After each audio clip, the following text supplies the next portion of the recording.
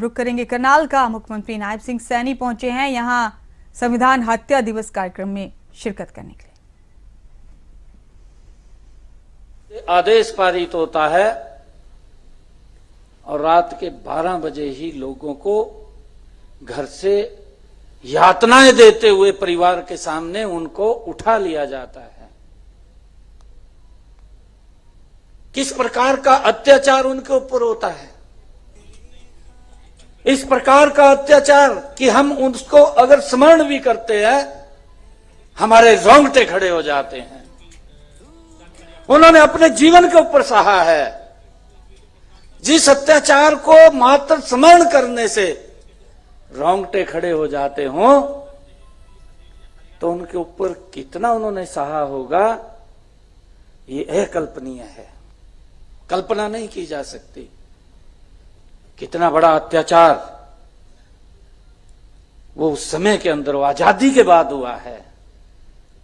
अपनी इच्छा शक्ति पूरा करने के लिए हुआ है, एक टारगेट तरीके से हुआ है, एक सोची समझी साजिश के तहत हुआ है कि मैं हूं और कोई नहीं है। ये अहंकार था, परंतु ये भारत का लोकतंत्र है, भारत का एक पवित्र संविधान है। जिन हमारे महापुरुषों ने इस पवित्र संविधान की रचना की, हमें दिया, उन्होंने एक एक शब्द, हमारा एक एक व्यक्ति सुरक्षित हो, उसकी संविधान की पवित्र रचना हुई है। परंतु किस प्रकार से अपने स्वार्थ के लिए उस पवित्र संविधान को कुचल दिया गया, उसको तोड़ मरोड़ दिया गया। अभी हमारे दर्शन ब्रिज ठक्कर जी, हाँ उनके पिताजी हैं, वो अपनी, क्योंकि छोटे होंगे ब्रिज ठक्कर जी उस टाइम 16-17 साल के थे, 16-17 साल के, 16-17 साल के बालक को तो सब ध्यान में रहता है क्या हुआ क्या नहीं हुआ। पिताजी को उठा लिया और उन्होंने बताया क्या क्या यातनाएं दी, सोच भी नहीं सकता व्यक्ति। क्या यही लोकतंत्र था? क्या हमारे आजादी के रणबांकुरों ने यही सपने देखे थे कि भारत आजाद होगा और आजादी के अंदर लोगों के ऊपर यातनाएं हो जाएंगी? क्या इसीलिए ये भारत आजाद हुआ था? परंतु बिल्कुल भी उन लोगों को उस पवित्र संविधान की, उस पवित्र लोकतंत्र की एक बार भी स्मरण नहीं किया। उन लोगों ने एक बार भी स्मरण नहीं किया।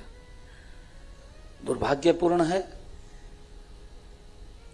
कि उन लोगों ने अपने स्वार्थ के लिए किस प्रकार से देश के एक वर्ग नहीं, नेताओं को तो जो आवाज को बुलंद करते थे उनके ऊपर तो अत्याचार किए, परंतु जो अपनी लेखनी से भी लिखते थे उनको भी उठा करके जेलों के अंदर बंद कर दिया, उनके ऊपर भी अत्याचार किए ताकि वो भी कुछ न लिख सकें, वो लोगों को कुछ न बता सकें। उनके ऊपर भी अत्याचार किए हैं और वो अत्याचार क्योंकि भोजन भी नहीं मिलता था, भूखे रह करके। और अभी हमारे ब्रिज ठक्कर जी बैठे हैं, इनके पिताजी को जब गिरफ्तार किया, गिरफ्तार करके ले गए, कहा व्यक्ति की जय बोलो। उनसे बोला गया, उनसे यातना दी गई,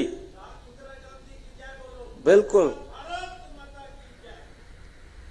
वो इस भारत मां को प्यार करने वाले लोग वो व्यक्ति की पूजा नहीं, वो इस भारत मां से प्रेम करते हैं। उन्होंने कहा कि मेरी गर्दन उतर जाए परंतु व्यक्ति की जय नहीं बोलेगी, इस भारत मां की जय बोलेगी।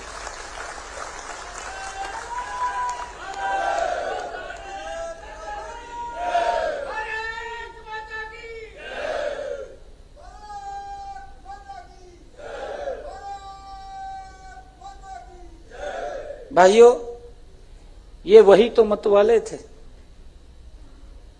जिन्होंने इस देश को गुलामी की जंजीरों से काटने का काम किया है। ये वही मत वाले थे। वो नहीं समझे, उनको तो ये लगा कि ये देश हमने आजाद कराया है। परंतु जिन्होंने इस देश को आजादी दिलवाई, जिन्होंने इस भारत भूमि के ऊपर अपने आप को कुर्बान किया, जिन्होंने इतनी यातनाएं सही, कोई यातनाएं छोटी नहीं थी, बड़ी यातनाएं सही, उन आजादी के मत वालों ने। उनको तो शायद ये ध्यान भी नहीं है। आज भी उनकी तीसरी चौथी पीढ़ी अगर उसको पूछ ले कि जिन लोगों ने कुर्बानियां दी हैं, कि उन कुर्बानियों के बारे में भी ध्यान है, नहीं है तो किताब पढ़ ले भाई, तो किताब में से देख लेना चाहिए। वो हमारे आजादी के मत वाले जब अंग्रेज अत्याचार करते थे, अंग्रेज यातनाएं देते थे और वो अपनी आवाज को कम नहीं करते थे, अपनी आवाज को ऊंची करते थे, तो उनको गिरफ्तार करके काला पानी छोड़ देते थे।